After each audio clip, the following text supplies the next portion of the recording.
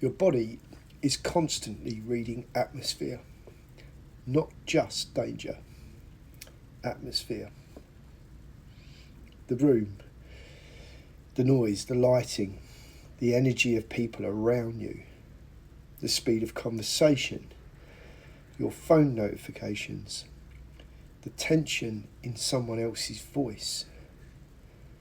Even when you think you're fine, your nervous system is adapting to all of it. And most people never realise their environment is conditioning their emotional state every single day.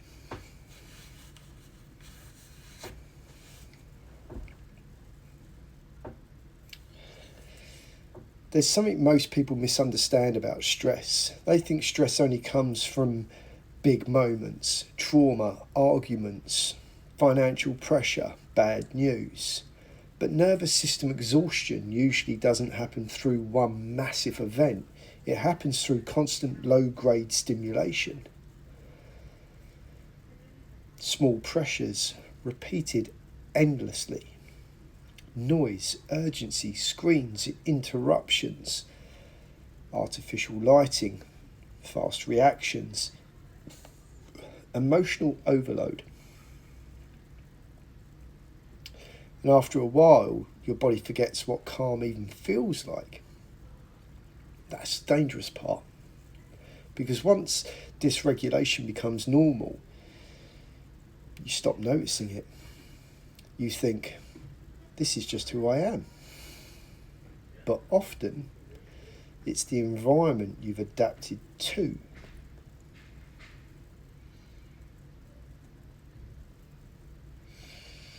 Human beings are adaptive creatures. Your nervous system is constantly asking, am I safe here? That question never stops.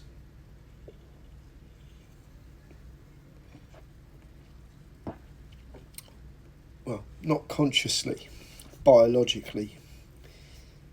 Your body scans tone, facial expressions, movement, volume, pace, energy. That's why some places instantly relax you and others make you feel exhausted without explanation.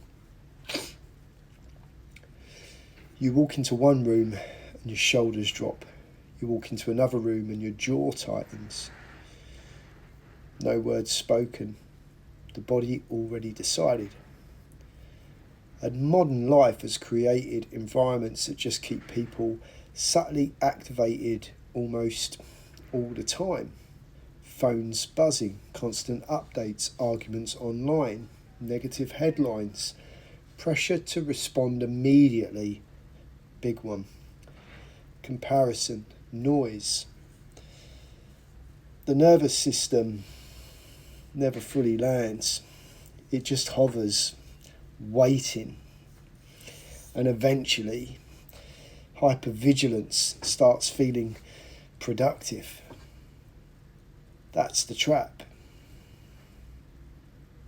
People become addicted to stimulation because stillness starts feeling unfamiliar. Silence becomes uncomfortable. Rest feels guilty. Slowing down feels lazy. So they keep consuming, scrolling, reacting, checking. Not because it feels good, but because their body no longer knows how to stop.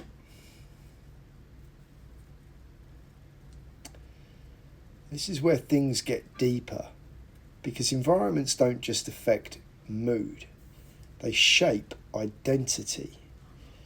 If you spend years surrounded by chaos, you start becoming reactive. If you spend years around urgency, your body learns urgency. And if you spend years around criticism, your nervous system learns defense.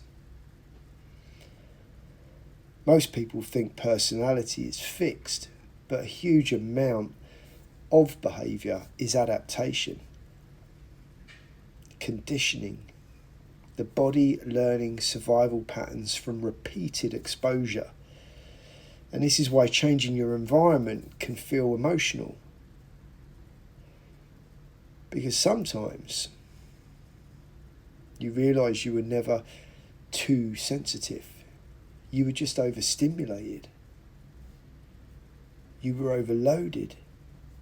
You were adapting to an atmosphere your nervous system never felt safe inside.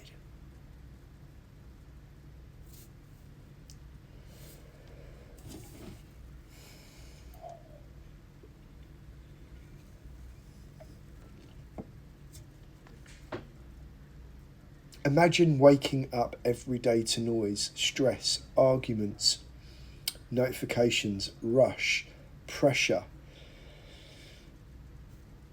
Then compare that to walking outside at sunrise.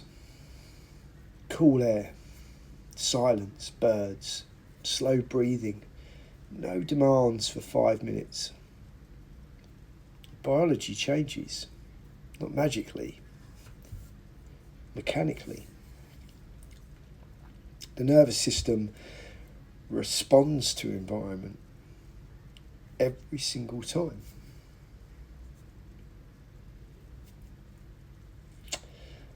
One of the biggest modern problems is that people underestimate digital environments. Your phone is an environment. Social media is another environment.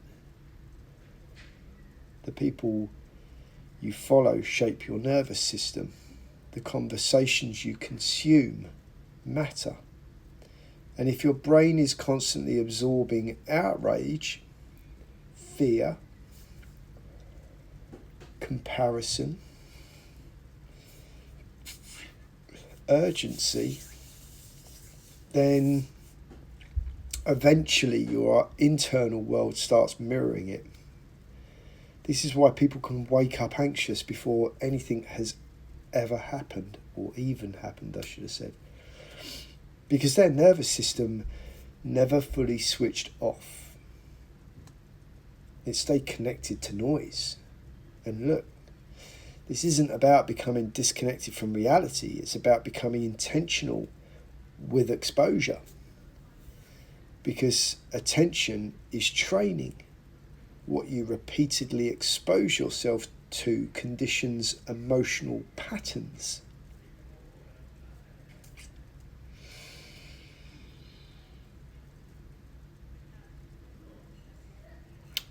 This is why calm people often protect their environment carefully. Not because they're weak,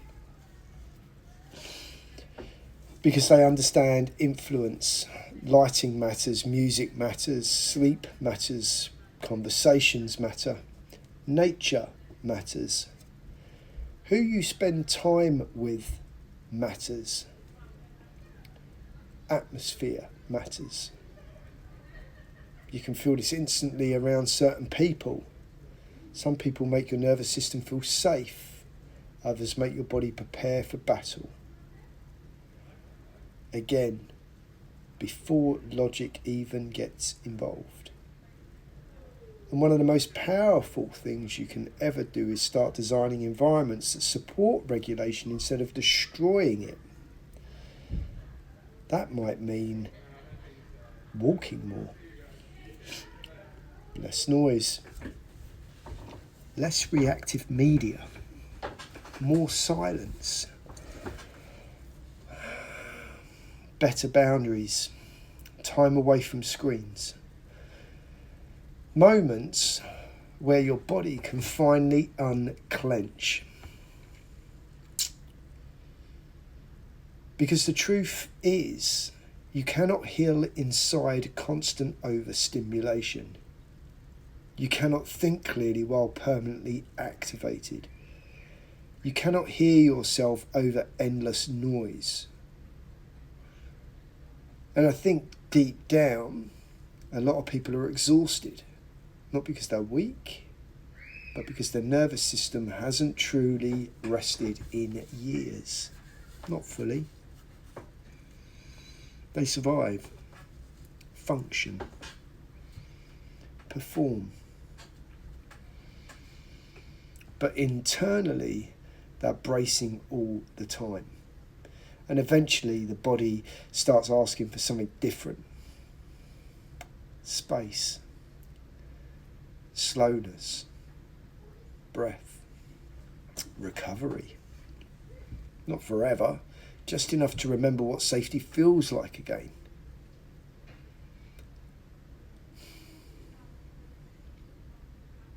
Your environment is shaping you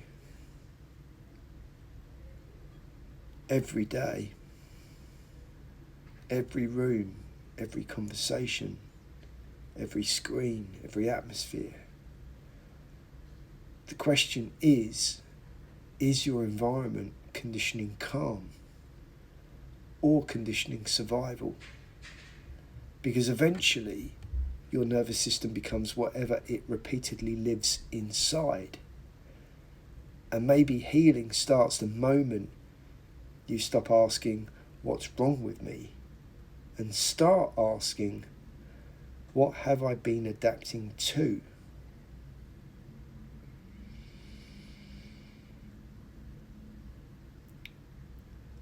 Observation over reaction. Always. And this is the equilibrium method.